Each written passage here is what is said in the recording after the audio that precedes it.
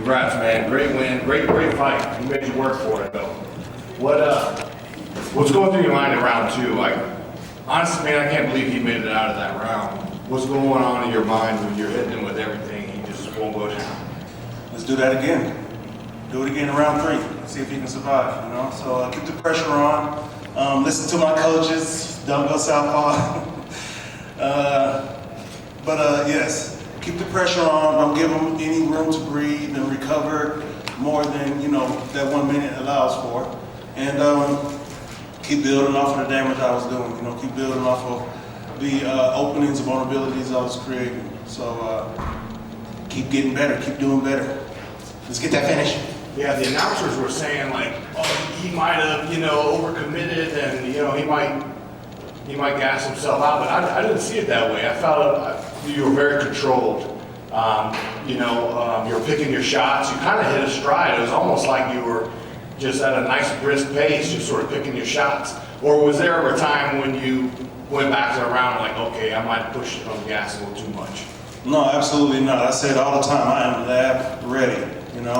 Again, I'm gonna give it up to Jared Aki at the MMA Lab. He gets us ready for these fights. He got me. This is my fifth main event. You guys have rarely see me slow down and peter out and gas out. And you guys have never seen me gas out. So no, I wasn't thinking that. My only thing I was thinking was keep going, keep putting the pressure on. It doesn't matter if I got tired. I didn't feel tired. You know what I mean?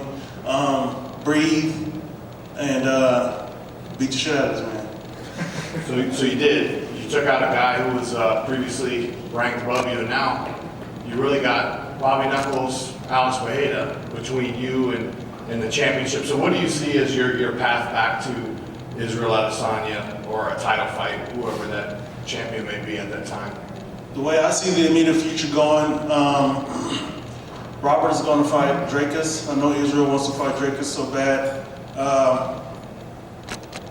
But I feel with my performance, as far as the guys who make the decision go, I'm sure that puts my name well up there in that area. You know what I mean? So I'm not really concerned myself with what may or may not be. I'm just going to focus on the next fight. I'm going to get back in the gym, get back to making myself better, get back to improving on my skills, and worry about the next fight. Thanks for leaving it all out there. It was a hell of a fight. Thank you. I'm glad you enjoyed it. Hey, Jared. Would you be open to welcoming Hamza to the division? Is that fight gives me a title shot? Possibly, yeah. You think so? I think so. I don't know. He's not even ranked in middleweight, is he? He's not.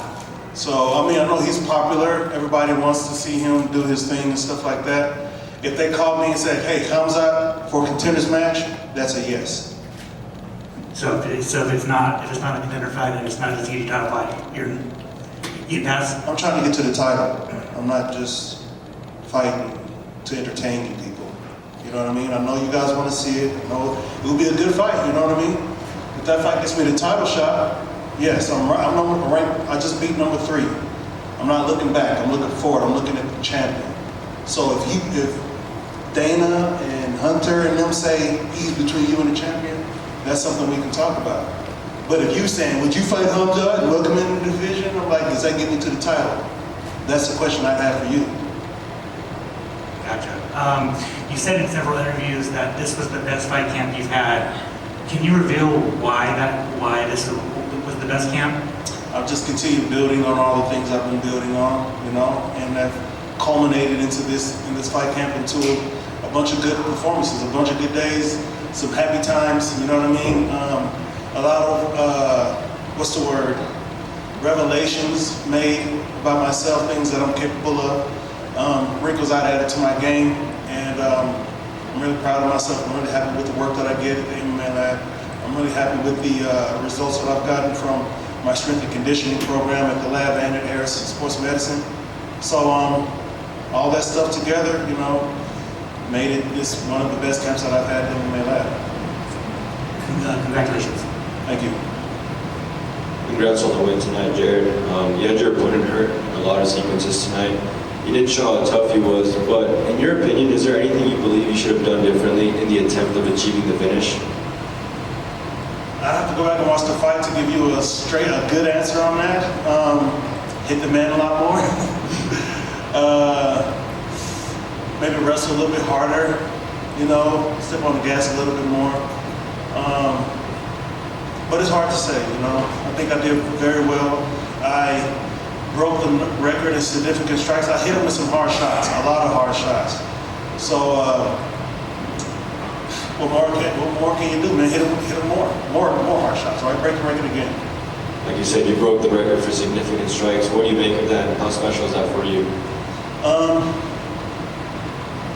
Not something I was trying to do. I wasn't thinking, okay, I hit him with 50 significant strikes this round. Let me get him with 50 more. No, I wasn't thinking that. I was just trying to put this man away, hit him with some hard strikes that he couldn't stand up to. But Vettori's a different animal. He was able to stick around for him. He even hit me with a hard shot and almost had a chance to get me out of there. So, yeah, it's definitely an accolade, a feather in my cap. It's a good thing to have on your record, in my back pocket, if you will. And it, for me, improves the improvements that I've been wanting to make. I've said it since my Israel fight. I wanted to increase my output, increase the pressure I put on my opponents. And breaking that record is proof of the road that I've been on, the journey I've been on since that day. And I'm sure you got a lot of takeaways from tonight. What is a key takeaway from this fight that will help you in preparation for your next fight against whoever it may be against? You guys better watch out. I can grapple too, So I haven't even shown y'all my submission game, man. That's just me taking you guys down and, weighing on you guys, hitting you guys. I've been studying these Dagestanis and stuff, you know what I mean? That's the mountain that I'm climbing. As far as I'm concerned, that's the mountain that I'm climbing personally. I want to be as good as those Khabibs, good as those Islams in there, good as all those guys as far as grappling goes. So I'm gonna keep working on my grappling. I'm gonna keep getting better, So this is the first. I guess this is my first fight. I guess this is my second fight I've gotten a takedown, but my first fight that I've actively gone for takedowns. So improvements. I just want to keep showing improvement. The next fight I want to show even more improvements. And there seems to be a trend lately of some fighters willing to be the backup at the next title fight in their division. Is that something you're willing to do next time the middleweight belt's on the line? Yeah, we get paid for those moments, So I'm more than happy to take to step in for that opportunity, get paid even if I don't fight. I still get paid a little bit, so I'm happy with that, you know what I mean? And I wouldn't mind a trip to Sydney. I've never been to Australia before. I've always wanted to go. So, yeah. Thank you. Congratulations. You got the 50K bonus. You excited about that? Anything you got planned to spend it on? Well, I'm in the process of buying a house. I got kids. I got family. My mama wants to buy a house. My mama needs to retire. So I just got to be smart with my money. I got to put my money away so that my money makes money, so I'm not just spending money. So there's different things I got to think about with this, not just the bonus, just my paychecks in general. So, yeah, it's getting cold too. Congratulations. Thank you.